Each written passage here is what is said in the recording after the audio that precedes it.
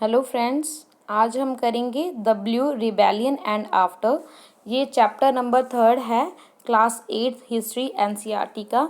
The blue rebellion and after ये topic हम discuss करेंगे। In March 1859, thousands of the ryots in Bengal refused to grow indigo.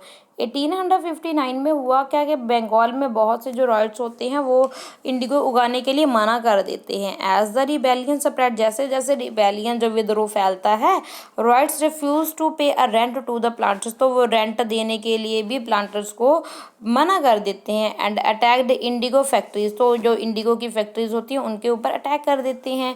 Armed with a sword and a spear, Bhoj and arrows, तो जो भी उनके पास सामान होता है उनके साथ वो अटैक कर देती हैं उनके ऊपर। Women turned up to a fight with the pots, pans, kitchen implements, तो जितना भी उनके पास जो सामान यूज़ करती हैं वुमेन्स भी फाइट में आ जाती हैं। जो उनके पास मटके, पैन्स, जो किचन के आर्टिकल्स होते हैं, सभी ये इम्प्लीमेंट्स होते हैं, सभी को वो उनके साथ वो मतलब उतर जाती हैं मैदान में। Those who worked for the planters were a socially boycott, तो जो वर्क करते थे प्लांटर्स के साथ उनके साथ वो सोशली बाइकआउट कर देते थे। ठीक है, अभी आप हम सोशल में उसके साथ यानी कि बोल बाल ये ऐसा काम नहीं किया जाता था। And a gumashtas agent of the planters, जो गमस्तास होते थे उनके साथ भी जो एजेंट होता था प्लांटर्स का उसके साथ भी ये बाइकआउट कर देते थे। Who were to collect rent from take were beaten up, जो भी रेंट लेने आता था उसकी पिटाई कर देते थे। Okay, ryots swore they would no longer take advance to sow indigo nor be bullied by the planters lathiyals, तो क्या ना तो ये लाठियाल्स बनेंगे ना ये एडवांस लेंगे, यानी कि इन्होंने तो भी खेती करनी हो नहीं, बस ये होगा भाई अब तो, है ना। The lathi wielding strong man maintained by the planters. Okay, why did the indigo peasant decide that they would no longer remain silence, तो ये ऐसा क्यों हुआ कि पीजेंट ने ऐसा डिसाइड क्यों किया कि वो अब चुप नहीं बैठेंगे भाई, है ना। इंडिगो की खेती नहीं करेंगे, अभी हम चुप नहीं बैठेंगे। What gave them the power to rebel, उनको किस चीज़ ने पावर दी रिबेल करने के लिए, विद्रोह करने के लिए। Clearly the Indigo system was the intensively oppressive, क्योंकि ये जो इंडिगो सिस्टम था ये बिल्कुल ठीक नहीं था, बहुत गंदा सिस्टम था। But those who are oppressed do not always rise up in rebellion, जो जिसको ओप्रेस्ड कर दिया जाता था उसको एज अ रिबेलियन उठना मतलब नहीं उठ पाता था हमेशा ही। They do so only at time, तो वो एक ही समय पे रिबेलियन करते थे। Okay, in 1859 the indigo ryots felt that they had to support for the local zamindar and village headmen in their rebellion against the planters, तो उनको ये 1859 में ये भी महसूस हुआ कि अगर हम रिबेलियन करना है तो हमारे साथ सपोर्ट होनी चाहिए जिमीदार और जो विलेज के हेडमैन हैं वो अगर हमारा साथ देंगे ना रिबेलियन में तो कुछ बन सकता है प्लांटर्स के अगेंस्ट। इन मैनी विलेजेस, बहुत से विलेजेस पे जो हेडमैन हैं वो who had been forced to sign indigo contract, जो जिसको फोर्स किया जाता था इंडिगो के कॉन्ट्रैक्ट पे साइन करने के लिए, mobilise the indigo peasant and fought pitched battle with the lathiyas, तो भाई अब क्या जी वो मोबिलाइज यानी कि सबको इकट्ठा कर लेते थे इंडिगो पीजेंट के साथ और जो लाठियाल्स होते थे उनके साथ बैटल हो जाते थे उनकी। In other places even the zamindar went around village urging the ryots to resist the planters, तो बहुत से प्लेसेस में हमें ऐसे भी देखने को मिला जो जिमीदार हैं वो विलेजेस में जाते हैं और उनको बोलते हैं कि जो राइट्स हैं उनको बोलते हैं, लेबरर्स हैं उनको बोलते हैं कि आप रेसिस्ट करो प्लांटर्स को। Okay, these zamindar were unhappy with the increasing power of the planters, ये जिम्मेदार ऐसा क्यों कर रहे थे क्योंकि वो खुश नहीं थे, क्योंकि जो प्लांटर्स की जो पावर है वो दिन ब दिन इंक्रीज हो रही है, इसीलिए वो भी एंग्री थे, क्योंकि वो जो फोर्स कर रहे थे उनके साथ और उनके जो लैंड थी वो भी उनके हाथ से जा रही थी, इसीलिए। The indigo peasant also imagine that the British government would support them in their struggle, तो क्या जी उनको ऐसा इंडिगो जो पीजेंट ऐसा भी इमेजिन करते हैं कि जो ब्रिटिशर की जो गवर्नमेंट है क्या शायद हमें वो सपोर्ट करे इस स्ट्रगल में प्लांटर्स के अगेंस्ट। मगर जो रिवोल्ट हुआ 1857 का, ब्रिटिश की जो गवर्नमेंट है वो भी वरीड हो गई थी, particularly worried about the possibility of the another popular rebellion. वो भी मतलब जो पॉपुलर जो रिबेलियन से वो वरीड थी, दुखी थी, ओके, चिंतित थी। When the news spread of the simmering revolt in Indigo district, जब ये सिमरिंग रिवोल्ट हुआ डिस्ट्रिक्ट में, तब क्या हुआ, the lieutenant governor toured the region in the winter. तो जो लेफ्टिनेंट थे, इसकी प्रोनाउंसिएशन लूटिनेंट भी बोलते हैं, लूटिनेंट गवर्नर थे, तो वो क्या करते हैं, वो विंटर में इस पर जाने के टूर, जाने के इस प्लेसेस पे जाकर देखते हैं। The royals saw the tour as a sign of the government sympathy. तो ये ऐसा लग रहा था, ये जो टूर है ये गवर्नमेंट की सिंपथी का साइन है for their applied. When in a Barasat, जब बरसात हुई, व्हेन इन बरसात हुई नहीं, ये sorry for that, but in Barasat the magistrate Ashley Adden issued a notice stating that the Royals would not be compelled to accept Indigo contract. Word went around that the Queen Victoria had declared that Indigo need not to be sown। तो वो उधर से भी आ गया, queen Victoria ने भी बोल दिया, जो इंग्लैंड की महारानी थी, कि भाई इंडिगो ग्रो करने की अब ज़रूरत नहीं है। Aden was trying to placate the peasant and control an exclusive situation। तो जो एडन थे, एडन वो इस पीजेंट को प्लेसेट करना चाहते थे और कंट्रोल करना चाहते थे इस एक्सक्लूसिव सिचुएशन को। But his action was read as a support for the rebellion. तो क्या जी, उसका एक्शन ऐसा लग रहा था कि वो जो रिवेलियन की सपोर्ट में है। एज द रिबेलियन स्प्रेड, जैसे जैसे ये रिबेलियन स्प्रेड होता है, intellectual from the Calcutta rushed to the indigo district. तो जो इंटेलेक्चुअल थे, बुद्धिजीवी थे, वो कोलकाता के उस प्लेसेस में जाते हैं जो इंडिगो के डिस्ट्रिक्ट्स में जाते हैं। They wrote of the two the misery of the rights, the टायरेनी of the planters and horrors of the Indigo system. तो उन्होंने लिखना शुरू कर दिया जो प्लांटर्स की जो टायरनी है, उनके जुल्म है, राइट्स के बारे में, और जो इंडिगो सिस्टम है उनके बारे में लिखना उन्होंने शुरू कर दिया।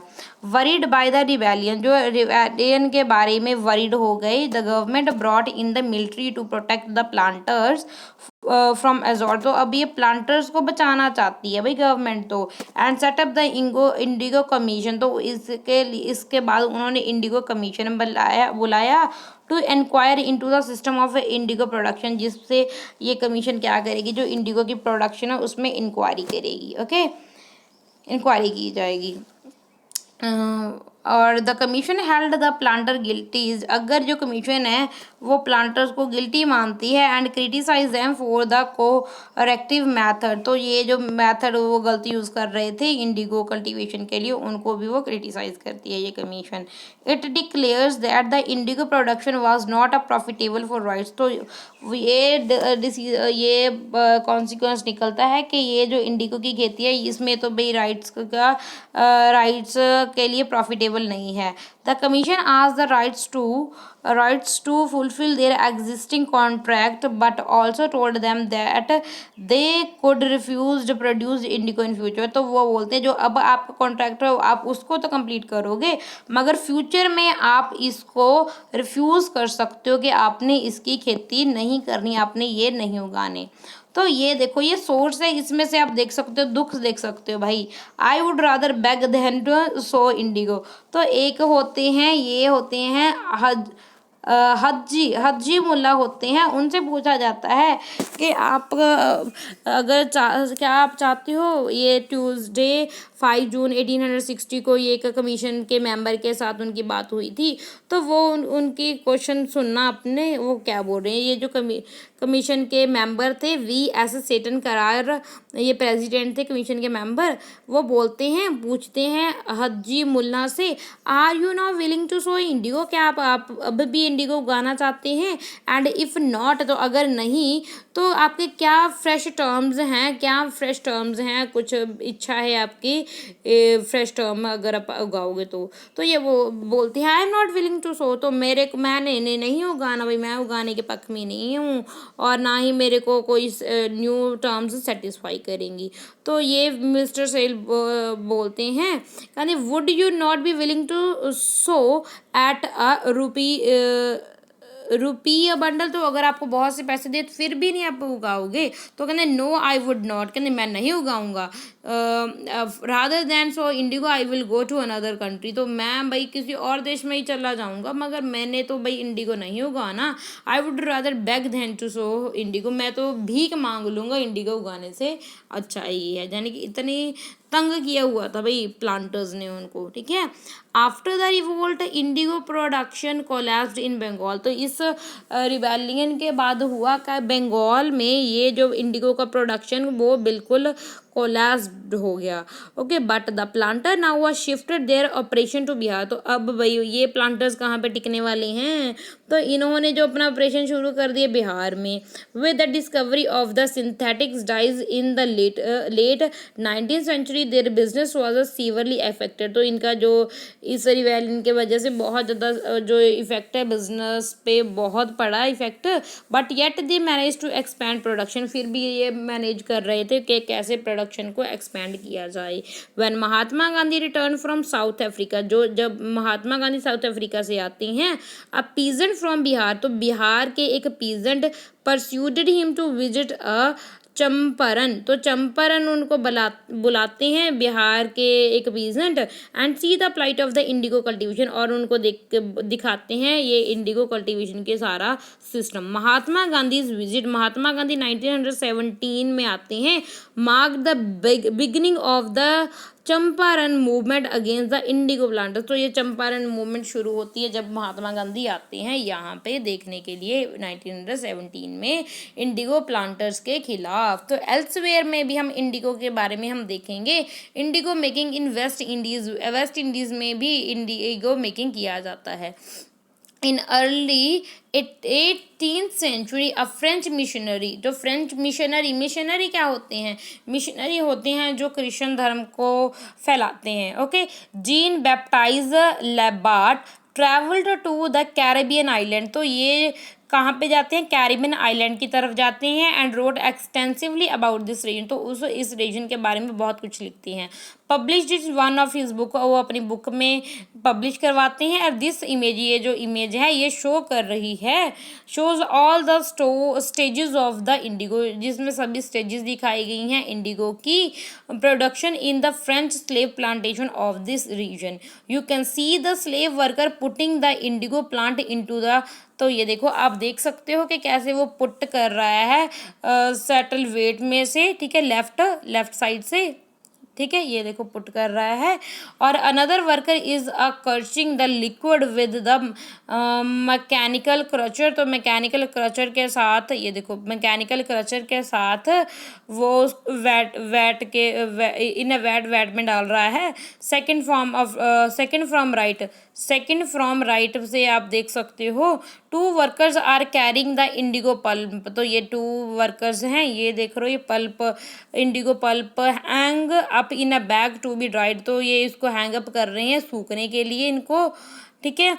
इन the foreground 2 others are mixing the indigo, तो ये आगे भी ये देखो ये मिक्सिंग कर रहे हैं इंडिगो में। Pulp to be put into mold, the planter is at the center of the picture standing on the high ground supervising the slave planter, तो ये देखो ये यहाँ पे जो खड़ा है ये सभी को सुपरवाइज कर रहा है। इस तरीके के